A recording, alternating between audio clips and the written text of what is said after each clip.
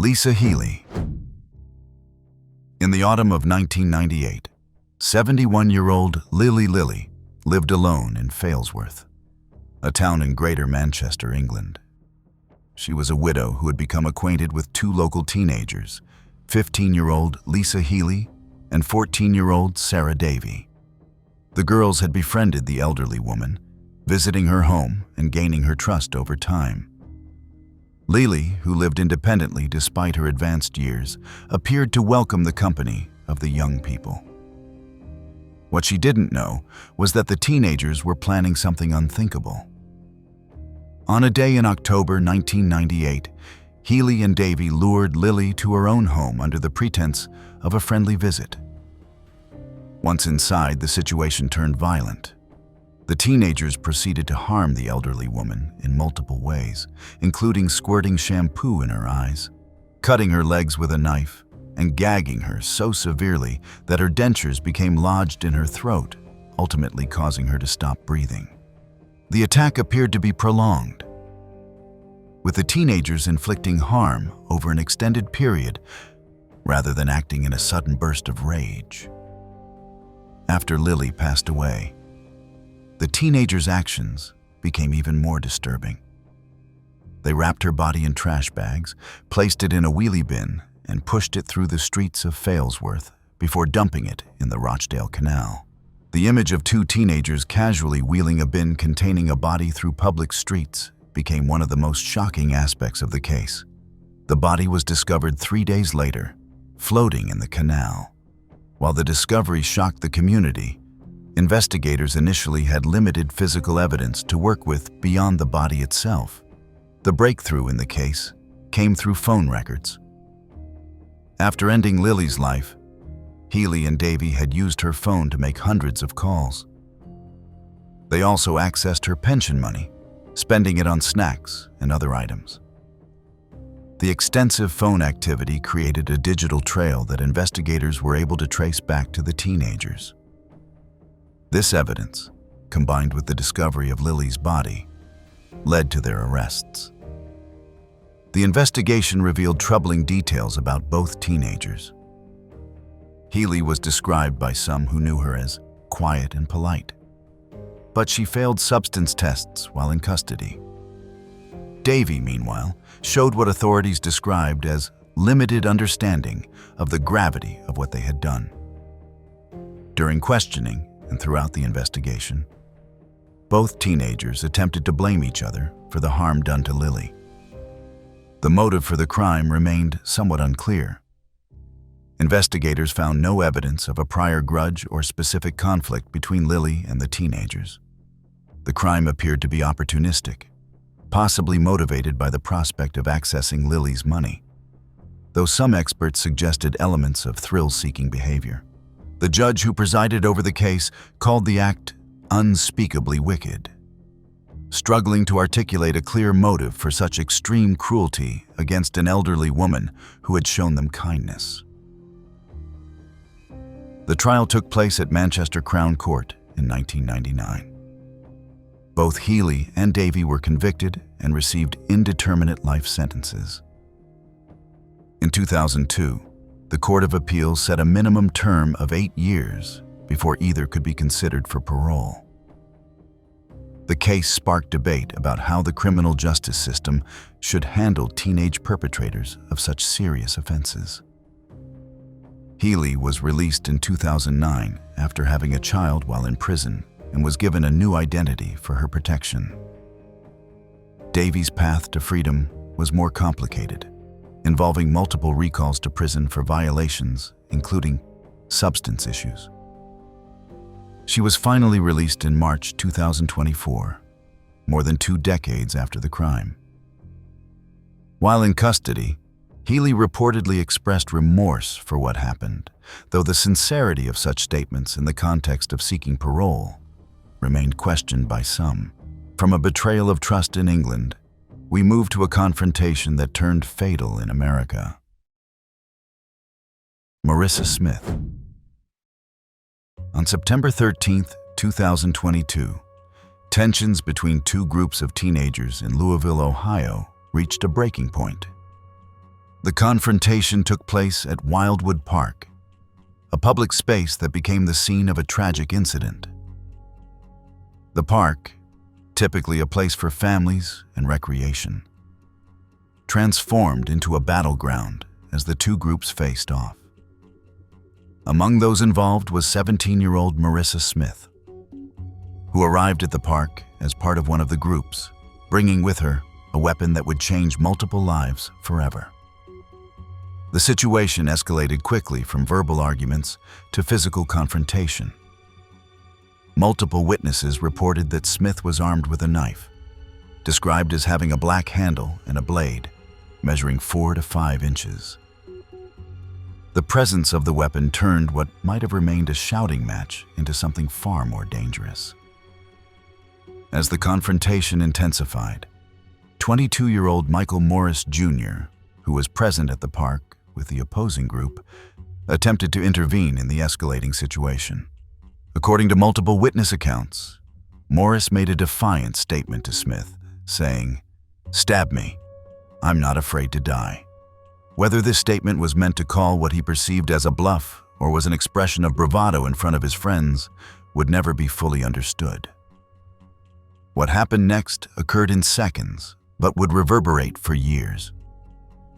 Smith thrust the knife into Morris's chest, the blade penetrating deep enough to cause catastrophic injury. Morris collapsed immediately, blood spreading across his shirt as those around him realized the situation had crossed from a fight into something much worse. Despite immediate attempts at CPR from those present at the park, including some who had moments before been on opposing sides of the confrontation, Morris could not be saved. The wound had been fatal, striking him in a location that caused rapid blood loss and damage to vital organs. The park, which moments before had been filled with arguing teenagers, suddenly became a crime scene with witnesses in various states of shock.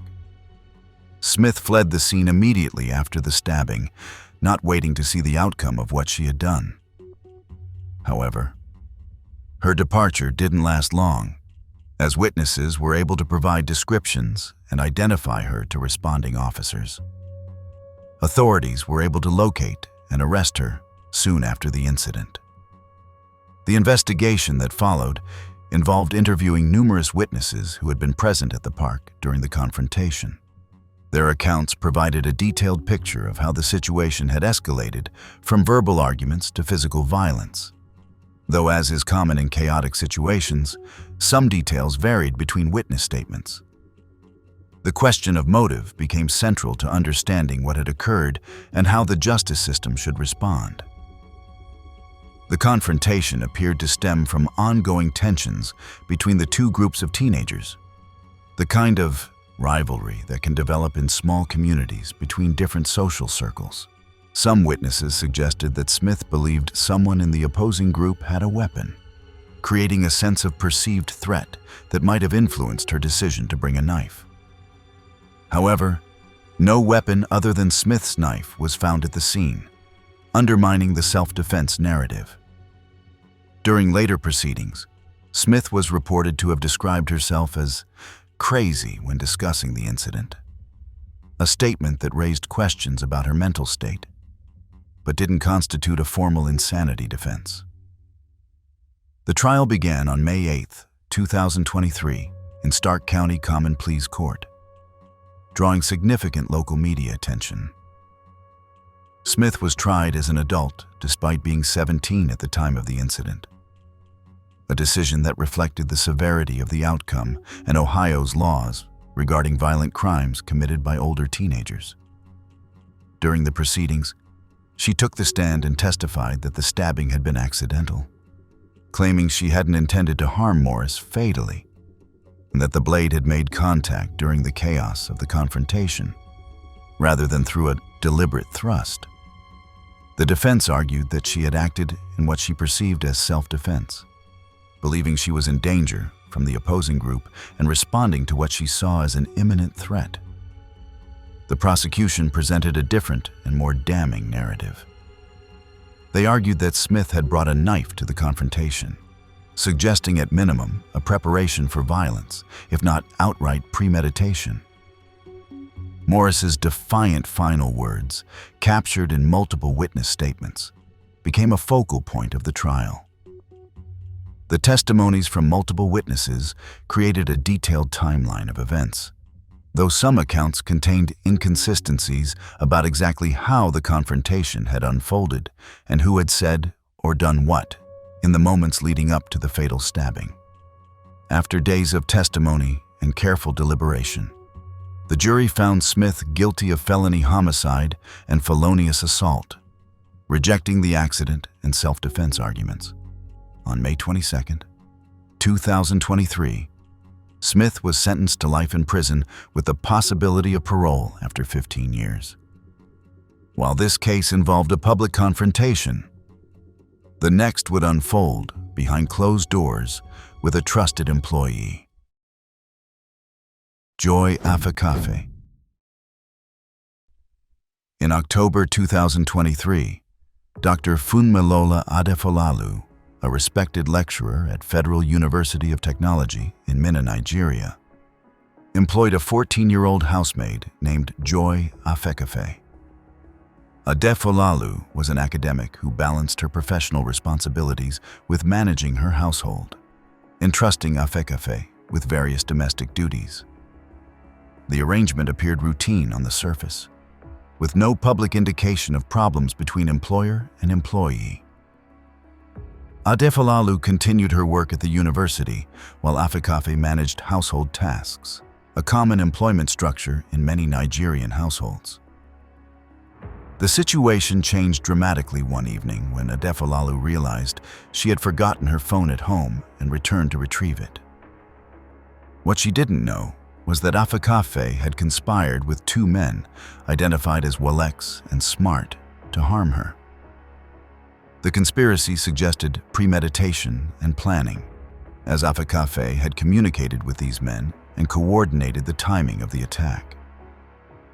Afekafe had let these men into the house, positioning them to wait for Adefolalu's return. When Adefolalu entered her bedroom to get her phone, the three carried out their plan. The attack was brutal, with Adefolalu being stabbed multiple times. When her body was discovered, investigators found that her throat had been cut, indicating the attackers had ensured she would not survive. The violence of the scene shocked those who knew Adefolalu as a dedicated educator and community member. Her colleagues described her as someone committed to her students and her field of study. The discovery of her body in her own bedroom, a place that should have been safe, added to the tragedy of the case. The investigation moved quickly once authorities were called to the scene. Afekafe was apprehended and confessed to her role in planning the attack. During interrogation, she revealed the extent of the conspiracy, including how she had orchestrated the plan with Walex and Smart and provided them access to the house at the optimal time. Police officials stated that Joy Afekafe led these two other guys to the house to kill the deceased, confirming her central and active role in the conspiracy rather than being a passive participant. The motive behind the crime remained somewhat unclear throughout the investigation and trial, though Afekafe claimed she had been mistreated during her employment. She alleged that working conditions had been difficult and that she had grievances against Adefolalu. However, investigators questioned whether this explanation fully accounted for the extreme violence of the attack and the level of planning involved. Some speculated that theft might have been a factor, as household help positions sometimes provide knowledge of valuables and financial resources. However, this theory was never definitively proven through evidence.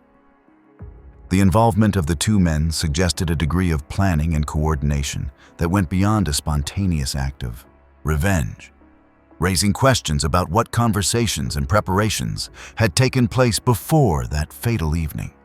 The case proceeded through the Nigerian judicial system with considerable public attention. Afekafe was tried in Minna High Court and convicted of culpable homicide. Despite her young age at the time of the crime, just 14 years old. The severity of the offense and her admitted central role in planning and executing it influenced the court's decision. Nigerian law allows for serious charges against those who commit particularly grave offenses, even when they are minors. On July 10, 2025, at age 16, Afika Faye was sentenced to life imprisonment. From Nigeria to Pennsylvania, the next case would center on jealousy and a relationship gone terribly wrong. Tabitha Buck. In December 1991, 16-year-old Lori Sho lived with her mother in East Lampeter Township, Pennsylvania. She had briefly been involved with a young man named Lawrence Yunkin, unaware that he was already in a relationship with 17-year-old Lisa Michelle Lambert. The relationship had been short-lived. But when Lambert discovered the connection between Yunkin and Sho, her reaction was immediate and intense, setting in motion a chain of events that would end in tragedy. Lambert's fixation on what she perceived as a threat to her relationship would dominate the final months of Sho's life. Sho endured months of harassment and stalking from Lambert. The intimidation escalated over time, progressing from verbal threats to more concerning behavior. Lambert made it clear through her actions and words that she viewed Sho as a threat to her relationship with Yunkin and intended to eliminate that perceived threat.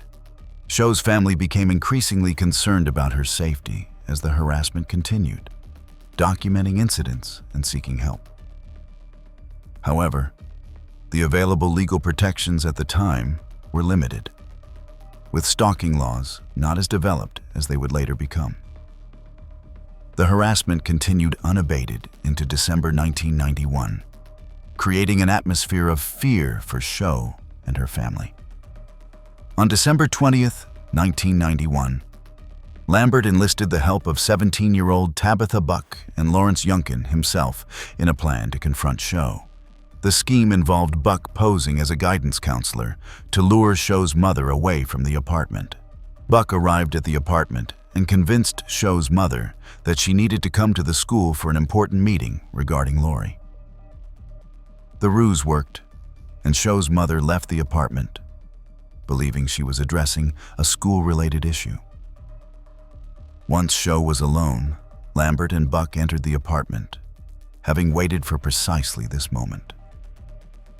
What happened next was devastating and brutal. Buck held Sho down while Lambert stabbed her more than 30 times and cut her throat. Sho fought desperately for her life, managing to inflict defensive wounds and causing Buck to sustain scratches during the struggle that would later become evidence. The attack was prolonged and vicious, demonstrating the rage that Lambert had harbored toward Sho. Despite the severity of her injuries, which included numerous stab wounds and a slashed throat, Sho managed to survive long enough for her mother to return. When Sho's mother found her daughter barely alive and called emergency services, Sho was able to provide some information about what had occurred before succumbing to her injuries at the hospital. The investigation moved swiftly. Buck, Lambert, and Yunkin were apprehended later that same day at a bowling alley. Buck had visible scratches on her body, and investigators found items belonging to Sho in their possession.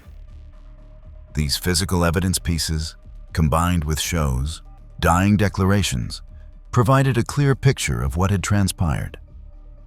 Buck was tried as an adult despite being 17 at the time of the crime. She was convicted of second-degree homicide in 1992. The defense attempted to argue that Buck had been coerced by Lambert, suggesting she hadn't fully understood what was going to happen when she helped lure Sho's mother away. However, her active participation in holding Sho down during the attack undermined this argument. Buck received a sentence of life without the possibility of parole. She would serve decades in prison for her role in Sho's ending. The case became well known in Pennsylvania as an example of teenage jealousy escalating to extreme violence. Lambert's obsessive focus on eliminating what she perceived as competition for Youngkin's affection had resulted in the loss of an innocent life. In 2017, Buck was sentenced to 28 years to life, making her eligible for parole consideration. She was ultimately paroled and released in December 2019, having served nearly 3 decades for her role in the crime. The release was controversial, with Show's family and supporters arguing that Buck's actions warranted longer incarceration. Sometimes jealousy targeted someone outside a relationship. Other times, as the next case shows, friends turned on each other. Sheila Eddy and Rachel Schoaf. In the summer of 2012, 16-year-old Skylar Nees lived in Star City, West Virginia. She had 2 close friends, Sheila Eddy and Rachel Schoaf, also 16. The 3 teenagers had been friends for years, sharing the typical experiences of adolescence. From the outside, their friendship appeared normal and unremarkable. What no one knew was that Eddy and Schoaf had begun to harbor resentment toward Nees. On July 6, 2012, Nees snuck out of her bedroom window around midnight to meet Eddy and Schoaf. Security footage from outside her apartment captured her getting into a vehicle with the 2 girls. Nees's parents discovered she was missing the following morning and immediately reported her disappearance to authorities. A missing persons investigation began, with police initially having few leads about where Nees might have gone. Eddy and Schoaf were among those questioned during the investigation. They claimed that they had picked Nees up that night, driven around for a while, and then dropped her off at the end of the street where she lived. According to their story, Nees had gotten into another vehicle after leaving theirs, and that was the last they had seen of her. This account was difficult to verify, and investigators found inconsistencies in the details provided by both girls. Months passed with no sign of Nees. Her family conducted searches and distributed flyers, desperate for any information about their daughter's whereabouts. The case received significant media attention in West Virginia and beyond, with many people following the investigation closely. Throughout this time, Eddy and Schoaf maintained their story, even participating in some of the searches for their missing friend. The breakthrough came in January 2013, 6 months after Nees's disappearance. Rachel Schoaf, apparently overcome with guilt, confessed to authorities about what had really happened that night. She revealed that she and Eddy had driven Nees to a secluded wooded area across the state line in Pennsylvania. On the count of 3, both girls had attacked Nees with knives, stabbing her more than 50 times. Schoaf led investigators to where they had hidden Nees's body in the Pennsylvania woods. The remains were recovered, finally giving Nees's family the terrible confirmation that she was gone. The confession also provided information about evidence, including blood found in the vehicle that Eddy had access to on the night of the incident. When asked why they had done it, Schoaf's explanation was chillingly simple. "We just didn't like her." This statement shocked investigators and the public alike. There was no major conflict, no significant betrayal, no clear provocation. The 2 girls had decided to end their friend's life for reasons that seemed incomprehensible to those trying to understand their actions. Eddy was arrested in May 2013 after the evidence, including the blood found in the car, connected her to the crime. Both teenagers were tried as adults. Schoaf pleaded guilty to second-degree homicide and was sentenced to 30 years in prison. Eddy pleaded guilty to first-degree homicide and received life in prison with the possibility of parole after 15 years. Photos and social media posts from after Nees's disappearance, but before the arrests, showed both girls appearing normal, even cheerful. Some images showed Eddie laughing or smiling during the period when she knew exactly what had happened to Nice. This behavior disturbed those who saw the photos after learning the truth. The ability to maintain such a facade while knowing they had taken their friend's life raised questions about their psychological states. The case became widely known and sparked discussions about teenage friendships, peer pressure, and the capacity for cruelty among young people. Nice's parents became advocates for changes in how missing persons cases are handled, particularly regarding the initial response time. The seemingly senseless nature of the crime, two friends turning on a third for no substantial reason, made it especially difficult for people to comprehend. Both Eddie and Schoaf remain incarcerated, with neither eligible for parole consideration in 2025. The minimum sentences they received mean they will spend significant portions of their lives behind bars for a decision they made as teenagers. For Nice's family, no sentence could adequately address the loss of their daughter or make sense of why her friends had betrayed her so completely. If you've made it this far and enjoy deep dives into the most shocking criminal cases, hit that subscribe button and don't forget to press the bell icon. From teenage friendships destroyed by jealousy, we turn to cases where family became the target. Amber Mary Bray. In January 1996, 18-year-old Amber Bray lived with her mother, Dixie Hollier, in Burbank, California. Hollier worked as a legal secretary and had raised Amber as a single parent, providing for her daughter and building what appeared to be a stable middle-class life. Hollier had worked hard to ensure Amber had opportunities and a comfortable home. However, beneath the surface of their relationship, tensions had been developing between mother and daughter. Bray had become involved with Jeffrey Ayers, a relationship that would prove catastrophic for the entire family and end Hollier's life. Bray and Ayers began planning something unthinkable as their relationship deepened. Their motive was purely financial, specifically targeting the $310,000 inheritance that Bray would receive upon her mother's passing. The couple wanted the money to fund a particular lifestyle, discussing how they would spend the inheritance once they obtained it. They were willing to do whatever it took to access those funds immediately, rather than waiting for natural circumstances that might be decades away.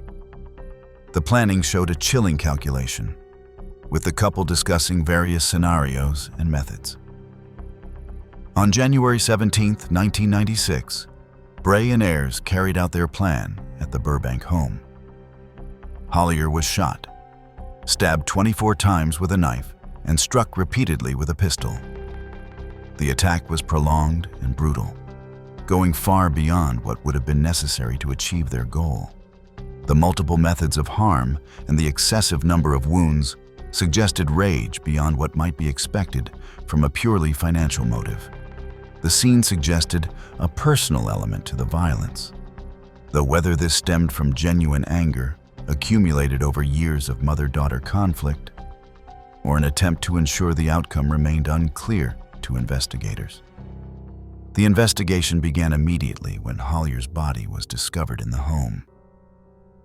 Bray and Ayers were present at the scene when authorities arrived, having not fled after committing the act.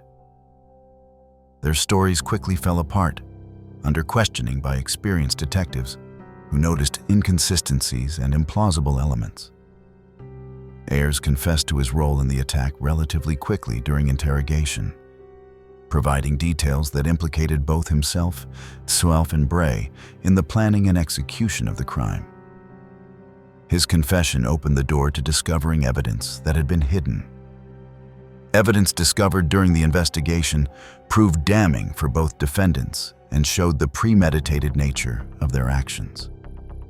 Letters and notes written by Bray were found that discussed scenarios for her mother's passing, including one that specifically read, "Someone breaks into the house and kills Amy and Mom." These writings demonstrated that the crime had been considered and discussed well before it occurred, ruling out any possibility of claiming it was a spontaneous act or accident. The couple had attempted to stage the scene to look like a robbery or home invasion gone wrong. But investigators saw through the deception based on evidence at the scene and the implausibility of the staging. Bray and Ayers were tried separately for the offense in the California court system.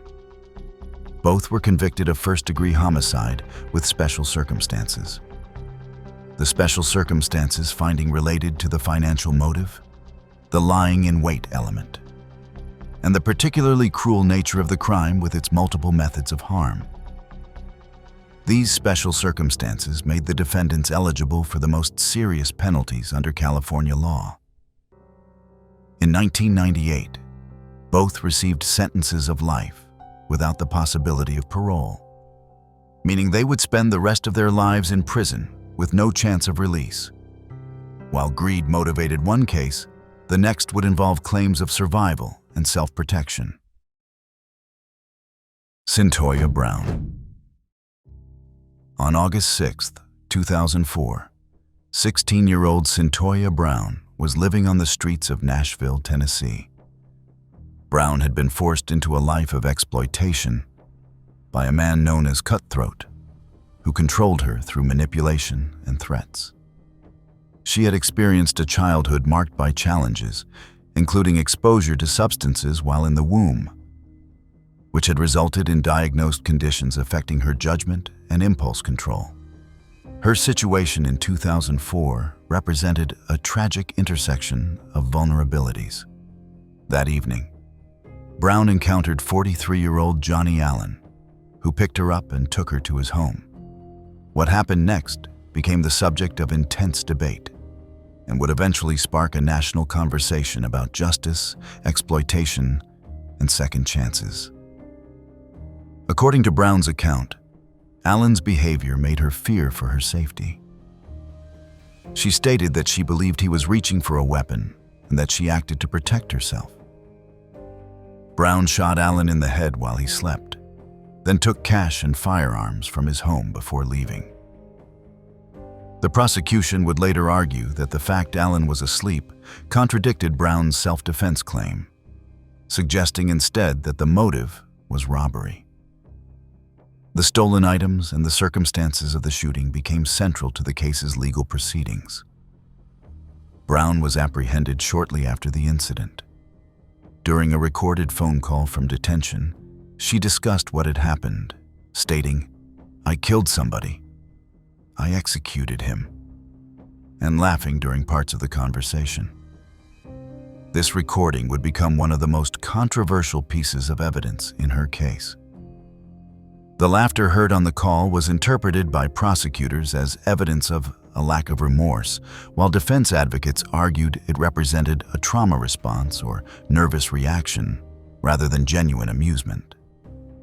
Brown was tried as an adult and found guilty of first-degree homicide.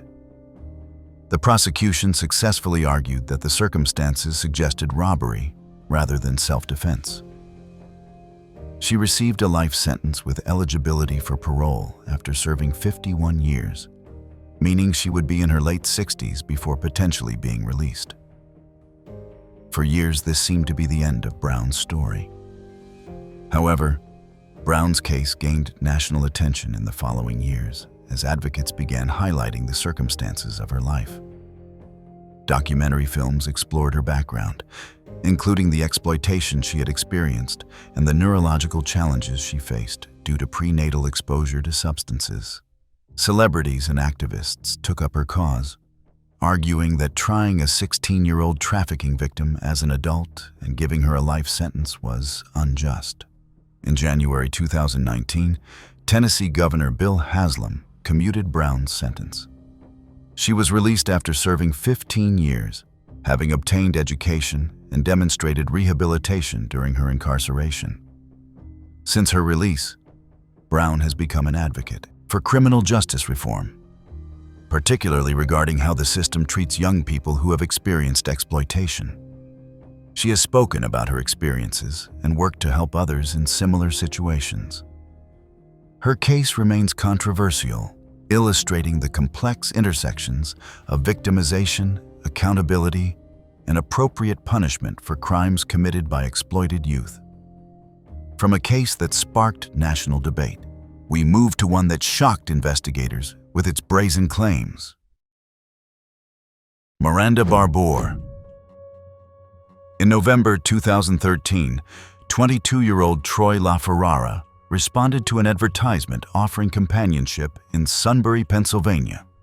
What he didn't know was that the advertisement had been placed by 19-year-old Miranda Barbour and her husband, Elite Barbour, as part of a plan to rob someone.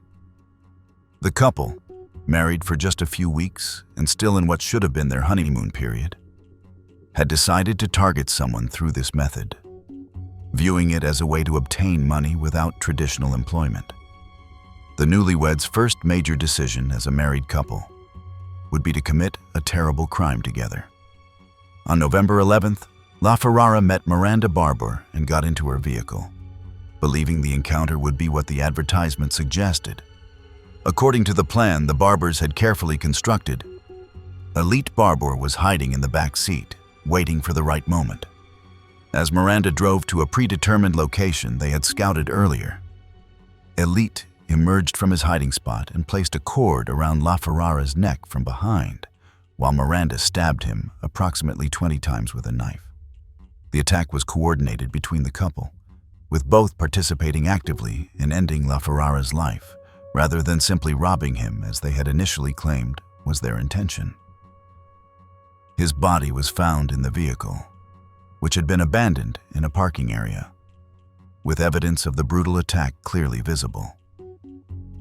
The investigation moved quickly as authorities traced the advertisement and vehicle through digital records and surveillance footage.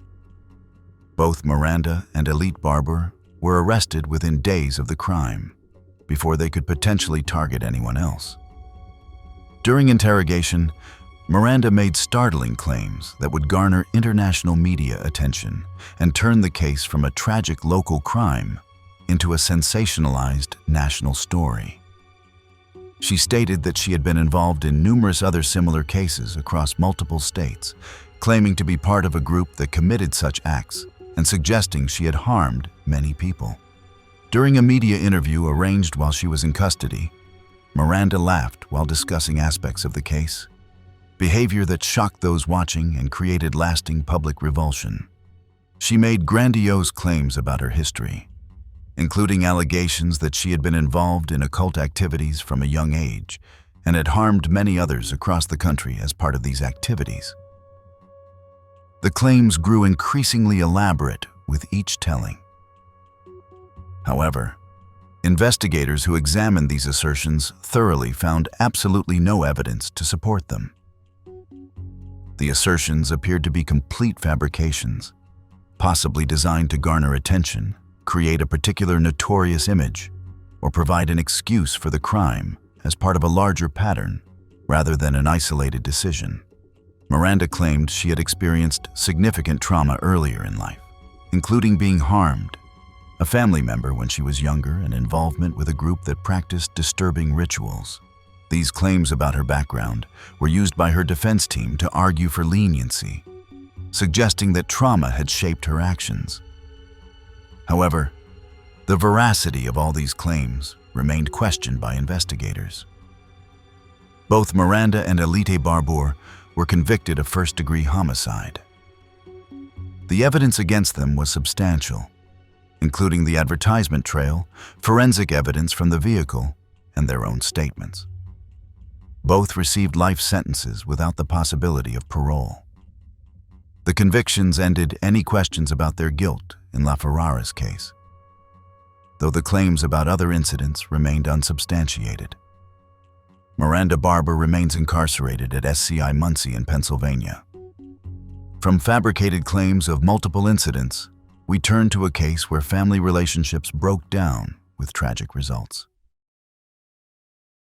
Caitlin Coons. In February 2024, 18-year-old Caitlin Coons lived with her boyfriend, 19-year-old Jonathan Jones, and his mother, Nicole Jones, in Sylvania Township, Ohio. The living arrangement had become strained. with Nicole Jones reportedly giving Coons an ultimatum about the relationship. The tension in the household had been building, creating an environment where conflicts were frequent. According to investigators, Nicole Jones told Coons that she needed to end the relationship with Jonathan or leave the home. This ultimatum apparently triggered a decision by Coons that would have devastating consequences. Rather than accept either option, Coons chose a third path that no one anticipated. On February 14, 2024, Nicole Jones was found deceased in the home, having been harmed by blunt force trauma and strangulation. The attack had been violent and sustained, indicating significant force had been used. Hours later, Jonathan Jones was also found deceased, having suffered similar harm.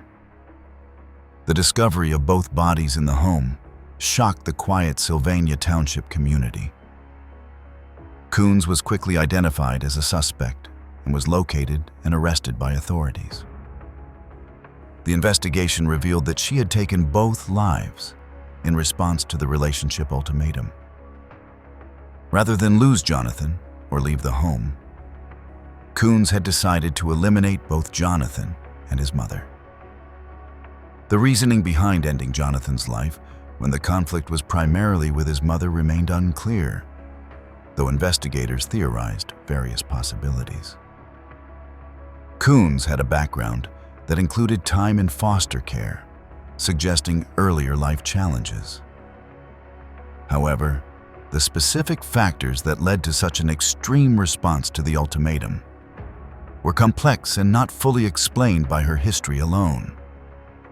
The case raised questions about how relationship conflicts could escalate to such violence and what warning signs, if any, might have been present before the tragic events. Coons was charged with 2 counts of aggravated homicide and remains in custody awaiting trial. The case is still proceeding through the Ohio court system, with prosecutors seeking significant penalties given the double nature of the offense. The loss of both Nicole and Jonathan Jones devastated their family and friends, who struggled to understand how a household conflict had resulted in such tragedy. While one case involved a romantic relationship gone wrong, the next would center on a group dynamic with fatal results. Crystal Sturgill. In April 1997, a family of 4 was traveling along Interstate 75 in Tennessee when they encountered a group of 6 young people whose vehicle had broken down. The LLING family, consisting of Vidar and Delphina LLING and their 2 offspring, stopped to offer assistance to what appeared to be stranded travelers. This act of kindness would become a tragic decision with irreversible consequences. Among the group of 6 was 18-year-old Crystal Sturgill. The group included individuals who had been traveling together, some with troubled backgrounds and involvement with substances. Rather than accepting help and continuing on their way, the group had other intentions. They forced the LLING family into their own vehicle at gunpoint and drove them to a remote location. At the isolated spot, members of the group shot all 4 family members. Vidar and Delphina LLING were taken from their offspring in the most permanent way possible. The 2 young LLINGs, though gravely wounded, somehow survived the attack and were able to provide information to authorities about what had happened. Their survival and testimony became crucial to the investigation and prosecution. The group fled the scene in the LLING vehicle, but was apprehended relatively quickly by law enforcement. All 6 individuals were arrested and charged with offenses related to the attack. The investigation revealed that the group had been traveling without clear direction, engaging in concerning behavior. And the encounter with the LLING family had presented what they saw as an opportunity. Sturgill's background included experiences of hardship and instability. She had faced challenges during her upbringing, including reports of difficult home circumstances. However, these background factors, while providing context, could not justify or fully explain participation in such a senseless act against people who had stopped to help. During her time in custody, Sturgill wrote communications expressing thoughts about what had occurred. These writings provided some insight into her state of mind, though they left many questions unanswered about how the group had decided to harm the family, rather than simply taking the vehicle and leaving. Crystal Sturgill was convicted and sentenced to life in prison.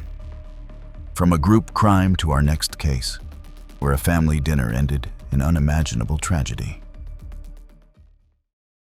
Carly Madison Gregg. On March 19, 2024, 14-year-old Carly Madison Gregg lived with her parents in Brandon, Mississippi.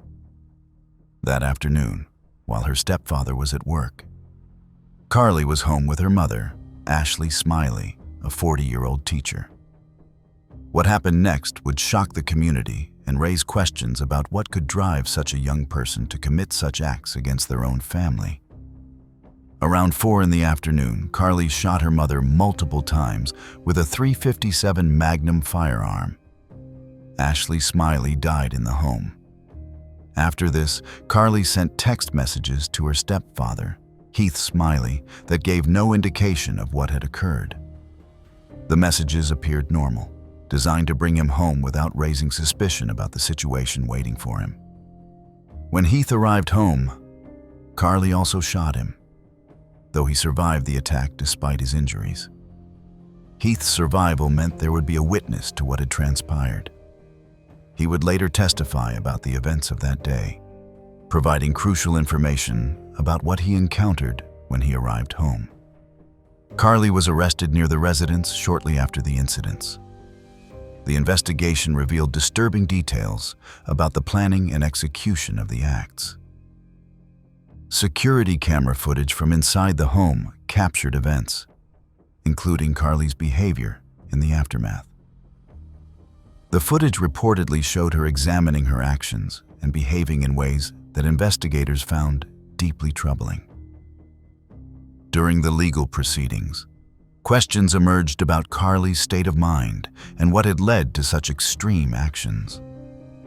Reports indicated she had been dealing with issues related to substances at school, and there had been conflict with her mother about this. However, the severity of her response to these conflicts seemed disproportionate to any typical teenage rebellion or punishment fear.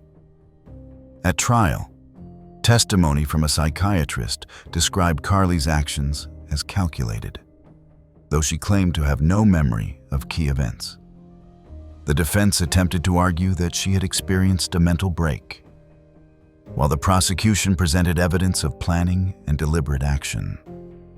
Video footage from court proceedings showed Carly displaying unusual behavior, including moments where she appeared to be smiling or reacting in ways that seemed inappropriate given the gravity of the situation. In September 2024, Carly was convicted and sentenced to life imprisonment without the possibility of parole. The sentence meant she would spend the rest of her life incarcerated for actions taken at age 14. She filed an appeal in 2025 with an extension granted through August. The appeal process continues as legal teams examine whether the trial was conducted properly and whether the sentence was appropriate given her age at the time. Carly remains held at a facility in Mississippi as her case continues through the appeals process. From friends who betrayed each other, we turn to a case where family bonds were severed forever. Cynthia Alvarez. In October 2011, 15-year-old Cynthia Alvarez lived with her mother, Gloria Villalta, and stepfather, Jose Lara, in Compton, California. The household appeared ordinary from the outside, but Alvarez would later claim that life inside the home was far from normal. She had become involved in a relationship with Giovanni Gallardo, and together they began discussing a plan that would forever change multiple families and end 2 lives. Alvarez made serious allegations about her home life, claiming she had experienced mistreatment from her stepfather. She stated that the situation had become unbearable and that she felt she had no other options. However, investigators and prosecutors would later question whether these claims fully justified or explained the extreme actions that followed. The truth about what was actually occurring in the household became a central question in the case. On a day in October 2011, Alvarez and Gallardo carried out a coordinated attack on both her mother and stepfather. Gloria Villalta was strangled, while Jose Lara was stabbed 11 times. The attacks occurred in the Compton home, and afterward, the couple attempted to conceal what they had done. They buried both bodies in shallow graves, hoping to hide the evidence of their actions. The couple's behavior following the attacks raised significant questions about their true motivations. Rather than showing signs of trauma or relief if they had escaped in threatening situation, evidence suggested they began planning to throw a party at the house. This celebratory planning contradicted the narrative of desperate teenagers acting to escape harm and suggested a different mindset altogether. The investigation began when authorities became aware that Villalta and Lara were missing. Evidence at the scene and the subsequent discovery of the buried bodies led investigators to Alvarez and Gallardo. During questioning, Alvarez admitted to her role in what had occurred, though she maintained her claims about the reasons behind the actions. Perhaps most damning to her defense were written notes discovered during the investigation. One note contained phrases like, "What about if she going to her bed? Can you kill her?" demonstrating that the attacks had been discussed and planned in advance. The notes showed coordination between Alvarez and Gallardo, with them working through scenarios and timing. This evidence of premeditation significantly undermined any argument that the acts had been spontaneous or done in immediate self-protection. The case proceeded to trial, with Alvarez being tried as an adult despite being 15 at the time of the offenses. The prosecution presented the planning notes, evidence of the party discussions, and forensic details about the attacks. The defense argued that Alvarez had been experiencing ongoing mistreatment and had felt trapped with no way out. They attempted to portray her actions as those of a desperate person rather than a calculated perpetrator. However, the jury was not convinced by the defense narrative. The evidence of planning, the nature of the attacks on both parents rather than just the stepfather she accused, and the post-offense behavior suggested motivations beyond simple escape from a dangerous situation. In 2013, Alvarez was found guilty of 2 counts of homicide. The court sentenced Alvarez to 51 years to life in prison. This was all from our side today. Thanks for watching. Click here to check out another video.